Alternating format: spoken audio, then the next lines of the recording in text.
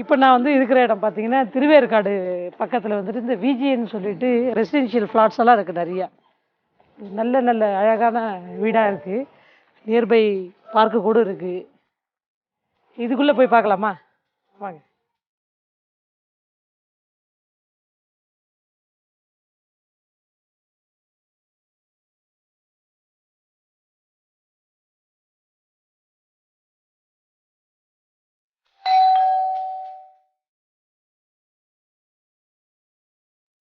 Hi, வாங்க. நான் புதுயுகம் டவுன்லேருந்து வந்திருக்கேன். உங்கள் கிச்சன் எங்கள் ஷெஃப் நிகழ்ச்சிக்காக. என் பேர் ஷெஃப் மால்குடி கவிதா. வாங்க உள்ள வாங்க. தேங்க்யூ. உட்காருங்க மேம். தேங்க்யூ. உங்கள் பேர் என்ன சொல்லுங்கள்? என் பேர் வினிஷா. வினிஷா. சொல்லுங்கள் வினிஷா, உங்களை பற்றி. உங்களுக்கு அசோக் லேலண்ட்ல இன்ஜினியராக இருக்காங்க. நேம் என்ன? லியோ. அப்புறம் எனக்கு 2 பசங்க, பாய்ஸ், 2 பாய்ஸ். ஓகே. ஃபர்ஸ்ட் பையனுக்கு 4.5 years. செகண்ட் பையனுக்கு இப்போ தான் ஃபர்ஸ்ட் செலிப்ரேஷன். பையன் பேர்? First Levin Rowan. ஓகே. உங்கள் வீட்டில் எல்லா நேமெல்லாம் ரொம்பவே டிஃப்ரெண்ட்டாக இருக்குது. லெவின் ரோவன். ஆக்சுவலாக லெவினுக்கு வந்து எங்கள் 2 பேரோட நேமோட combination Leo Vini. So Levin Rowan. Okay okay. சொல்லுங்கள் வினிஷா, நீங்கள் என்ன நேட்டிவே சென்னையா இல்லை? எனக்கு நேட்டிவ் திருநெல்வேலி. திருநெல்வேலி. திருநெல்வேலினாலே எனக்கு அந்த டேஸ்ட்டு தான் எங்கே போனாலும். என்ன பெஸ்ட்டு திருநெல்வேலியில்? அல்வா விட்ருங்க, எல்லாருக்கும் கொடுத்தாச்சு. புதுசாக வேறு என்ன இருக்குது திருநெல்வேலியில்? என்னென்ன டிஷ்ஷெல்லாம் நல்லாயிருக்கும்? திருநெல்வேலியில் மீன் குழம்பு, ஃபிஷ் குழம்பு. ஃபிஷ் குழம்பு என்ன மாதிரி? தேங்காய் பால் ஊற்றி பண்ணுவீங்களா? கண்டிப்பாக தேங்காய் பால் ஊற்றுவோம். சென்னையில் வந்து தேங்காய் பால் ஊற்றுறதே கிடையாது. ஆமாம். ஆனால் கண்டிப்பாக தேங்காய் அரைச்சி ஊற்றுவோம். தேங்காய் அரைச்சி ஊற்றுவீங்க. சொல்லுங்களேன், உங்களை பற்றி பார்த்தா நிறைய க்ரியேட்டிவ்லாம் பண்ணுற மாதிரி இருக்குது. நிறைய பெயிண்டிங்ஸ் எல்லாம் பார்த்தேன் நான். அங்கங்கே நிறைய பெயிண்டிங்ஸ்லாம் இருந்துச்சு. எப்படி உங்களுக்கு? பசங்க பார்க்க ஆல்மோஸ்ட் டைம் கரெக்டாக இருக்கும். ஃப்ரீ டைம் இருக்கிற இந்த ஸ்டிச்சஸ் பண்ணுவேன். Embroidery stitches. இப்போ தான் ஸ்டார்டிங், ரொம்ப பெரிய லெவலாம் ஒன்றும் இல்லை. சும்மா ஜஸ்ட் சாட்டின் ஸ்டிச், கிராஸ் ஸ்டிச். டைம் கிடைக்கும் போது அப்பப்போ ஒரு குட்டி குட்டி டிசைன் போட்டு வைப்பேன். எப்படி நீங்களே டிசைன் பண்ணி நீங்களே வந்துட்டு ஸ்டிச் பண்ணுவீங்களா? எப்படி? ஆமாம், சில பேட்டர்ன்ஸ் வந்து கடையில் இருக்கும். அப்போது ஏரியா ஃபில்லிங் சாட்டின் ஸ்டிச் பண்ணுவேன். அதர்வைஸ் கிராஸ் ஸ்டிச் அதெல்லாம் நான் ட்ரா பண்ணி மேலே டிசைன் போடுறது. இந்த இதெல்லாம் கூட நீங்கள் பண்ணது தானே பெயிண்டிங்கில்? இல்லை, ஆக்சுவலி என்னோட ஸ்டூடெண்ட் ஒரு நான் ஒர்க் பண்ணேன். ஃபர்ஸ்ட் ஸ்டூடெண்ட் ஒரு பொண்ணு நான் வெட்டிங்க்கு கிஃப்ட் பண்ணாது. ஓகே ஓகே, சூப்பர், நைஸாக இருக்குது. உங்கள் பெயிண்டிங்ஸ் ஏதாவது இருக்கா? இருக்கு. பேரட். ஒரு பச்சை கிளி வரைஞ்ச ஒரு பச்சை கிளி பாருங்க. இது cross stitch ma'am. Counted cross. என்ன பெயிண்ட் இது? Cross stitch. கிராஸ் ஸ்டிச்சா? கிராஸ் ஸ்டிச்னா குறுக்கால போடுவீங்களா? Into cross into. ஓகே. ஒவ்வொரு இதுவும் குட்டி குட்டி. ரொம்பவே நல்லா இருக்கு வினிஷா. கிடைக்கிற டைம், ஃப்ரீ டைமில் வந்துட்டு வெட்டியாக போகாமல் யூஸ்ஃபுல்லாக நிறைய விஷயங்கள் பண்ணுறீங்க. காலையில் பிரேக்ஃபாஸ்ட் சாப்பிட்டீங்களா? ஆச்சு மேம், முடிச்சாச்சு. இருக்குதா? இருக்கு, எல்லாம் காலி பண்ணிட்டீங்களா? இருக்கு மேம். ஓகே ஓகே, அப்போ நான் கொஞ்சம் டேஸ்ட் பண்ணலாமா? கண்டிப்பாக மேம், வாங்க.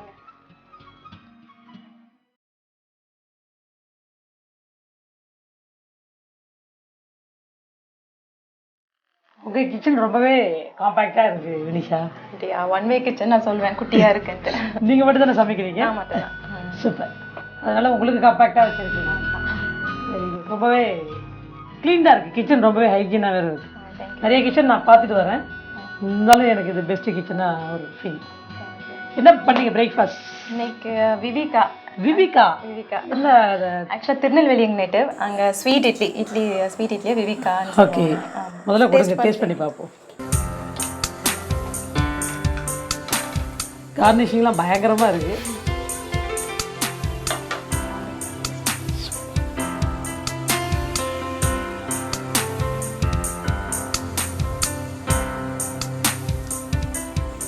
எப்படி இருக்கு மேம்? ரொம்பவே நல்லா இருக்கு வினிஷா. தேங்க்யூ. அதான் நான் சொல்கிறதுக்கு டைம் எடுக்கிறது காரணம் நல்லா அதை நல்லா டேஸ்ட் பண்ணி நாக்கில் உமிழ்நீரில் கலந்து உள்ளே தள்ளிட்டு. எங்கள் அத்தையோட ரெசிபி இது. மாமியார் ஸ்பெஷலா? Okay, super. எப்படி பண்ணீங்க இதை? இது boil rice, raw rice equal ratio சேர்த்து ஊற வச்சுக்கலாம். ரெண்டையும் சேர்த்து ஊற வச்சுட்டு ஒரு 2 hours போதும். ஊற வச்சுட்டு அப்புறம் நம்ம இப்போ நார்மலாக கிரைண்ட் பண்ணுவோம்ல, கிரைண்ட் பண்ணி வச்சுட்டு 10 hours ஊறணும். நல்ல ஃபர்மெண்டேஷன் நல்லா ஆனதுக்கப்புறம் இட்லி தட்டில் ஊற்றுறதுக்கு முன்னாடி ஆப்பா சோடா, சுகர், தேவையான ஸ்வீட் நம்ம எவ்வளோ வேணுமோ அதுக்கு சுகர், அப்புறம் இது கேஷ்யூ, அது ட்ரை கிரேப்ஸ் எல்லாம் போட்டு மிக்ஸ் பண்ணிவிட்டு அப்புறம் கிரேட்டட் கோகோனட் கிரேட் பண்ணி போட்டு நல்லா ஸ்டர் பண்ணிவிட்டு இட்லி தட்டில் ஊற்றி. அரைக்கும் போது தேங்காய் போட்டு அரைப்பீங்களா, ஊற்றும் போது தேங்காய் போட்டு ஊற்றுவீங்களா? இல்லை இட்லி தனியாக கிரேட் பண்ணிட்டு நம்ம அரைச்சதுக்கப்புறம் அரைக்கும் போது தேங்காய் போடக்கூடாது, அதுக்கப்புறம் மிக்ஸ் பண்ணணும் நம்ம. Okay okay. மிக்ஸ் பண்ணிவிட்டு இட்லி தட்டில் ஊற்றி. ரொம்பவே டிஃப்ரெண்ட்டான ஒரு டிஷ்ஷு. ஒரு விவிகா வந்துட்டு வினிஷா பண்ண விவிகா இது ரொம்பவே டிஃப்ரெண்ட்டான டிஷ்ஷு. நீங்கள் கூட ட்ரை பண்ணி பார்க்கலாம். ஆக்சுவலி ட்ராவலுக்குலாம்னா சும்மா ஜஸ்ட் இது மட்டும் எடுத்துகிட்டு போயிடலாம். இட்லினா நார்மல் இட்லினா சட்னி ஏதாவது ஒன்று வேணும். இது ட்ராவலுக்குலாம் சூப்பர். இது இன்னும் கூட ரொம்ப சாஃப்டாகவே பண்ணலாம். எப்படின்னா இப்போ நீங்கள் ஆப்பா சோடா போடுறீங்க இல்லையா, ஆப்பா சோடா போடாமல் ஈஸ்ட் இருக்குது இல்லைங்களா, ஈஸ்ட் நீங்கள் ஊற்றுறதுக்கு முன்னாடி இன்னும் கொஞ்சம் டைலூட் பண்ணிவிட்டு, ஓகே மாவு வந்து இது திக்காக இருக்குது மாவு. ஆமாம் ஆமாம், கொஞ்சம் டைலூட் பண்ணிவிட்டு தோசை மாவு ஊற்றுவீங்களா அந்த கன்சிஸ்டன்சிக்கு டைலூட் பண்ணிவிட்டு ஊற்றுறதுக்கு முன்னாடி அதில் ஈஸ்ட் இருக்குது இல்லைங்களா, ஈஸ்ட்டு போட்டு நல்லா மிக்ஸ் பண்ணிவிட்டு. அந்த காலத்தில் வந்து பனங்கல் ஊற்றுவாங்க, நம்மக்கிட்ட இங்கே அவைலபிலிட்டி இருக்காது. ஸோ ஈஸ்ட் எல்லா இடத்துலையும் கிடைக்கும். ஈஸ்ட் என்ன பண்ணுறீங்க, லைட்டாக வாட்டர்லேயோ இல்லை தேங்காய் பால்லையோ கரைச்சதை அதில் போட்டு நல்லா மிக்ஸ் பண்ணிவிட்டு ஊற்றுறதுக்கு முன்னாடி கொஞ்சம் நேரம் வச்சிங்கன்னா அப்படியே ஃபெர்மெண்டேஷன் ஆகும். அது அந்த கன்சிஸ்ட் இல்லைன்னா தட்டுலையோ இல்லை இதில் ஒரு கட்டோரியிலையோ இந்த மாதிரி பிளேட்டில் ஊற்றாமல் ஒரு கட்டோரியில் அந்த மாதிரியில் எண்ணெய் தடவிட்டு ஒரு ½ கட்டோரி அதில் ஊற்றிட்டு ஒரு ½ hour வெளியிலே வைக்கணும்.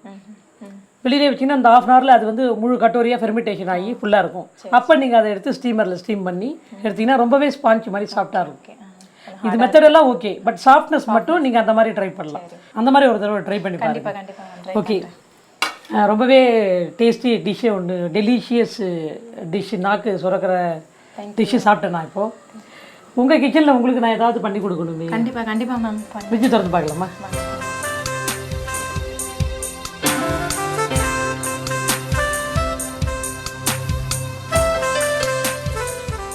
பன்னீர் மேம் எப்பயுமே ஸ்டாக் வச்சுருப்பீங்க நிஷா? பையனுக்கு ரொம்ப பிடிக்கும், அதனால. Super super.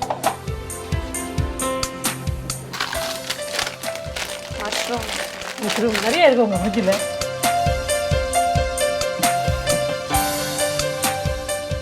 ஆப்பர்ஜின் கூட வச்சுருக்கீங்க? மார்க்கெட்டில் இருக்கும்போது கிடைக்கும்போது வாங்கி வச்சுக்கிறது. ஆமாம், நான் கூட நிறையா பார்த்துருக்கேன். பெரிய கூடையில் அடிக்கடிக்கு வச்சுருக்கேன். ஊட்டி வெஜிடபிள்ஸ் போவோம், ஸோ ஆல்மோஸ்ட் இருக்கும் அங்கே, எப்பவுமே அவைலபிளாக இருக்கும். Super super.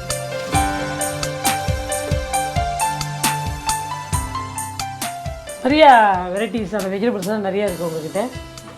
இங்கெல்லாம் என்ன இருக்குது? ஸ்பைசஸ், தனியாத்தூள், தனியாத்தூள்,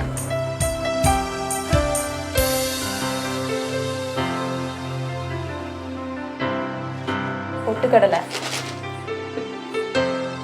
இந்த பொட்டுக்கடலையில் ஒரு இடத்துல ஒரு மாதிரி பேர் சொல்லுவாங்க. ஒரு இடத்துல வறுகடலைன்னுவாங்க, ஒரு இடத்துல உடச்ச கடலைன்னுவாங்க. எங்கள் ஊரில் பொட்டுக்கடலைன்னு சொல்லுவாங்க. எங்கள் ஊர்லேயும் பொட்டுக்கடலை தான் சொல்லுவாங்க. பட் பொட்டுக்கடலைன்னு சொன்னால் இங்கே சென்னையில் நிறைய பேருக்கு தெரியறது இல்லை, புரியறது இல்லை. வறுகடலை அப்படின்னு சொல்லுவாங்க. சூப்பர். எல்லாமே பக்கத்துலேயே இருக்குது வினிஷா. இந்த பிரிஞ்சால், பிக் சைஸ் பிரிஞ்சால் பன்னீரை பேஸ் பண்ணி எதனாச்சும் ஒரு ஸ்பெஷலாக ஏதாவது ஒன்று பண்ணலாம் அப்படின்ட்டு ஐடியா பண்ணியிருக்கேன். நான் என்ன பண்ண போகிறேன்னு ஏதாவது உங்களுக்கு தெரியுமா? காம்பினேஷனே டிஃப்ரெண்ட்டாக இருக்குது, தெரியல, ஐடியா இல்லை மேம். ஓகே, கண்டிப்பாக உங்களை மாதிரியே அவங்களும் வெயிட் பண்ணிட்டு இருப்பாங்க நான் என்ன பண்ண போகிறேன் அப்படின்னு சொல்லிட்டு. 2 பேரும் அப்படியே கொஞ்ச நேரம் வெயிட் பண்ணிட்டு இருக்கேன். ஒரு சின்ன இடைவேளைக்கு அப்புறம் பார்க்கலாம்.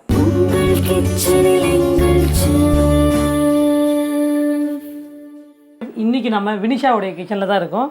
வினிஷாவுடைய சன்னும் ரொம்ப விரும்பி சாப்பிட்ற அந்த பன்னீர் பேஸ் பண்ணி, இந்த பிரிஞ்சாலும் பன்னீர் பேஸ் பண்ணி தான் ஒரு டிஷ் பண்ண போகிறோம். முதல்ல வந்துட்டு கட்டிங்லாம் பண்ணி வச்சுக்கலாம். காய்கறியெல்லாம் வந்துட்டு அதுக்கு தகுந்த மாதிரி ப்ரிப்பேராக கட் பண்ணி வச்சுக்கலாம். இந்த நைஃப் எடுத்துக்கவா? எடுத்து.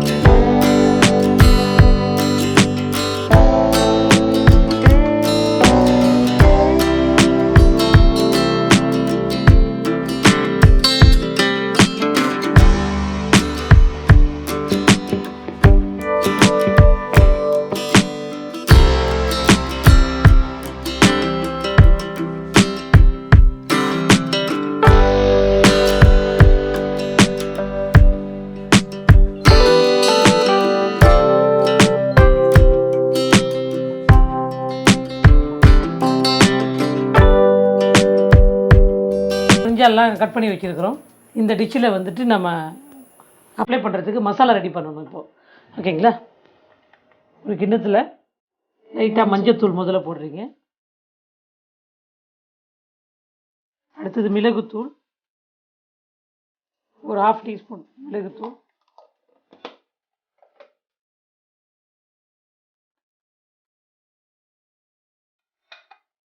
ஜீரா பவுடர், ஒரு 1/2 teaspoon jeera powder.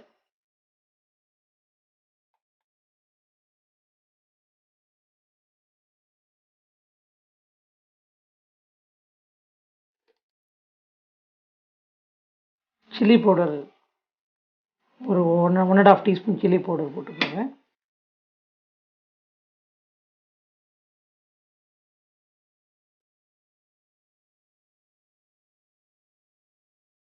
Coriander powder, ஒரு 1 டீஸ்பூன் கொரியாண்டர் பவுடர்.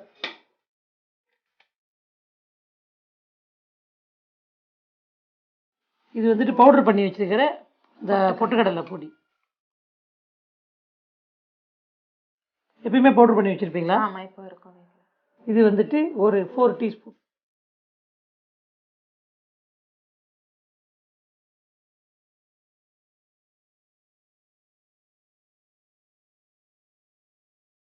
உப்பு வந்துட்டு நமக்கு அந்த யூசேஜஸ்க்கு தகுந்த மாதிரி தேவையான அளவு வந்துட்டு உப்பு.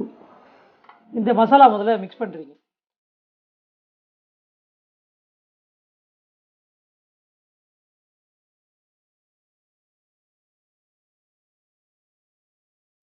இது நல்லா மிக்ஸ் பண்ணதுக்கப்புறம் நம்ம சாப் பண்ணி வச்சுருக்கோம்ல ஜிஞ்சர், அந்த ஜிஞ்சர் கார்லிக் அதையும் இதிலே போட்டு மிக்ஸ் பண்ணிக்கோங்க. இப்போ என்ன பண்ணணும், இந்த மசாலா ரெடி பண்ணியாச்சு. இப்போ நம்ம வந்துட்டு இதை வந்துட்டு இந்த இஞ்சி பூண்டு பேஸ்ட் இருக்கு இல்லையா, இதில் இந்த லெமன் ஜூஸ் இருக்கு இல்லையா, லெமன் ஜூஸை புழிஞ்சு விடுங்க.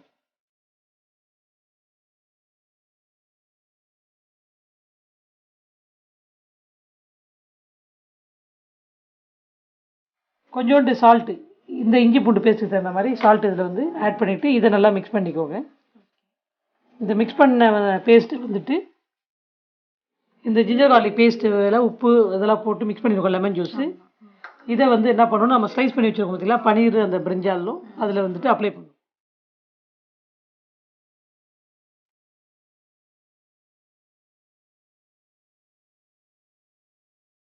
எல்லா இடத்துலையும் ஸ்ப்ரெட் ஆகிற மாதிரி அப்ளை பண்ணிடணும்.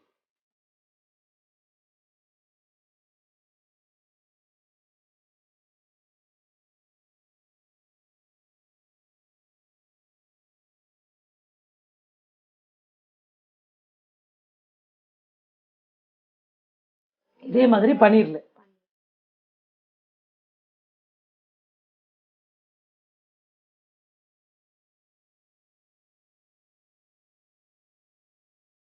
இதே மாதிரி பன்னீர்லும் வந்துட்டு ஃபுல்லாக ஸ்ப்ரெட் பண்ணிவிட்டு, ஸ்ப்ரெட் பண்ணது என்ன பண்ணணும், இந்த மசாலாவில் அடுத்தது வந்து டிப் பண்ணி 2 பக்கமும் ஸ்ப்ரெட் பண்ணி பிளேட்டில் எடுத்து வச்சுட்டு அதுக்கப்புறமா ஃப்ரையில் பண்ணணும். கை கழுவிட்டு இந்த மாதிரி ஒரு ஃப்ளாட்டான பிளேட்டில் வந்துட்டு அந்த மசாலாவை வந்துட்டு நல்லா ஸ்ப்ரெட் பண்ணிக்கோங்க.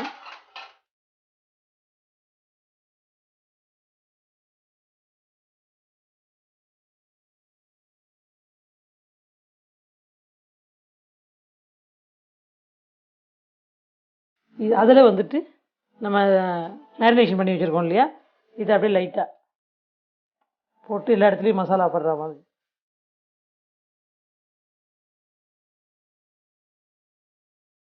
அந்த மசாலா ஜிஞ்சர் கார்லிக்கில் போய்ட்டு அதை அப்ளை பண்ணிக்கும். இதே மாதிரி எடுத்துட்டு அப்படியே எடுத்து எடுத்து வச்சுக்கோங்க. அதே மாதிரி எல்லாத்துலேயுமே ஒரு பிரிஞ்சால், ஒரு பன்னீர், அதே மாதிரி மசாலா வந்து எல்லா இடத்துலையும் பரவலாக வர்ற மாதிரி. ரொம்ப அழுத்தினீங்க, இதை ரொம்ப ப்ரெஸ் பண்ணிங்க அப்படின்னா நிறைய அப்சர்வ் ஆகும். சும்மா லைட்டாக அப்படியே மைல்டாக அப்படியே தூவி விட்டிங்கன்னா அதை நீங்கள் எடுத்துகிட்டு ஷேக் பண்ணிவிட்டு எடுத்து எடுத்து வச்சுக்கோங்க. இது பண்ணும்போது ப்ரெஸ் பண்ணிவிட்டு தவாவில் ஃப்ரை பண்ணிக்கலாம்.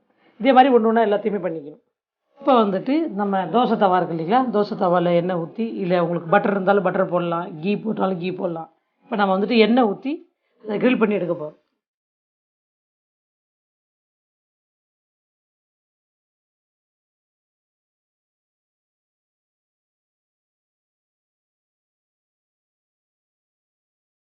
பேன் நல்லா காய வச்சுட்டு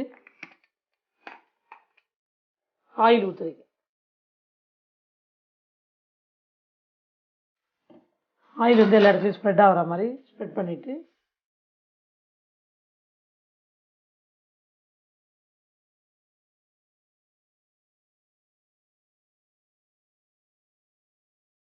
பேன் நல்லா ஹீட் ஏறினதுக்கப்புறம் நம்ம அதை ஒன்று ஒன்றா வச்சு ஃபிஷ் ஃப்ரை பண்ணுவோம் பார்த்தீங்களா, அதே மாதிரி தவா ஃப்ரை பண்ணி தர வேண்டியது. இந்த மாதிரி ட்ரை பண்ணியிருக்கீங்களா நீங்கள்? இல்லை, ரொம்ப புதுசாக இருக்குது இந்த மாதிரி. எண்ணெய் நல்லா காஞ்சிடுச்சு. இப்போ நம்ம என்ன பண்ணுறோம், இந்த பிரிஞ்சால் பன்னீர்,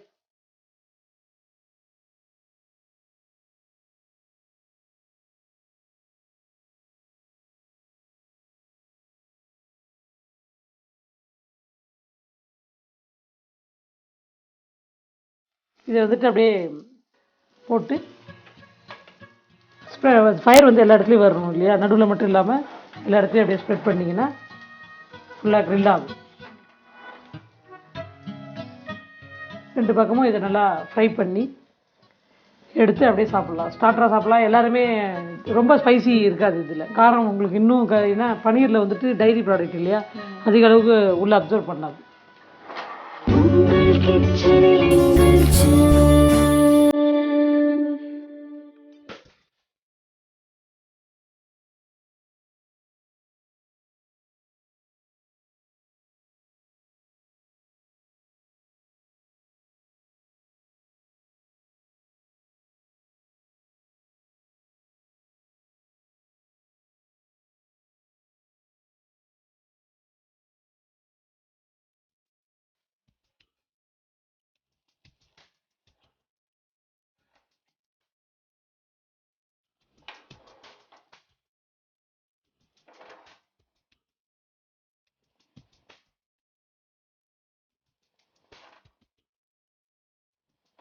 நல்லா க்ரில் ஆகிடுச்சு. ஏன்னா நம்ம மெலிசாக வெட்டி இருக்கிறதுனால உடனடியாக க்ரில் ஆகிடும். ஃப்ரை ஆகிருக்கு பார்த்தீங்களா.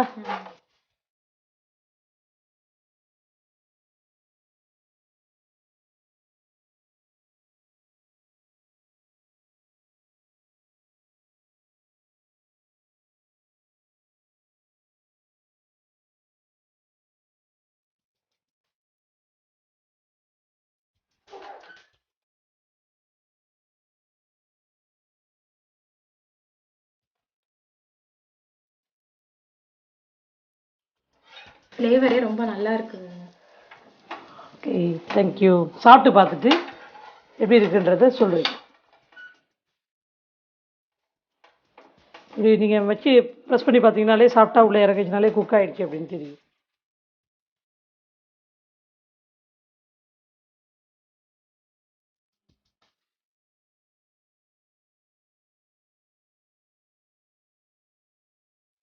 வினிஷா, உங்களுக்காக நான் பண்ண special dish. Thank you ma'am. Husband Leo. Namaskar sir, nice to meet you. சாப்பிட்டு பாருங்க, சாப்பிட்டு டேஸ்ட் பண்ணி.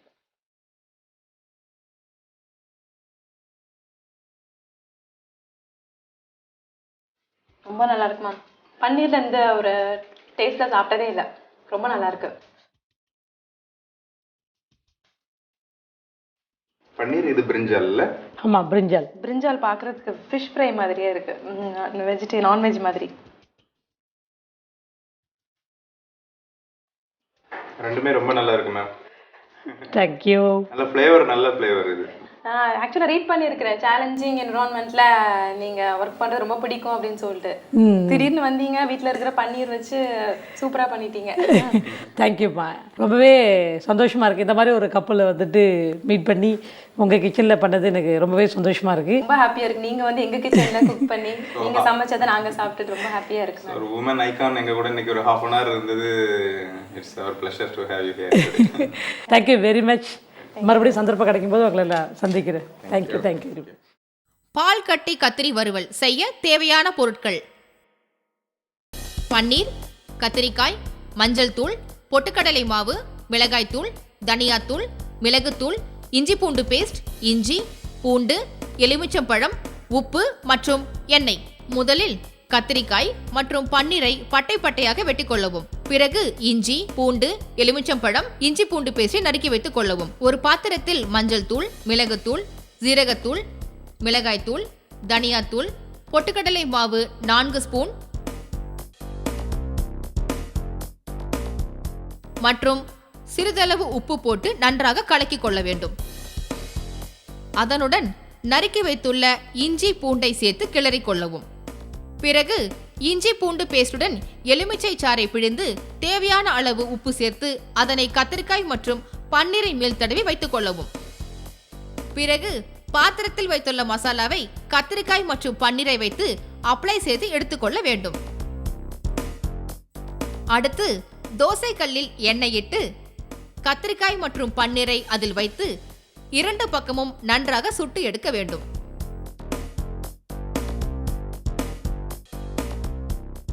இப்பொழுது சுவையான பால்கட்டி கத்திரி வறுவல் ரெடி.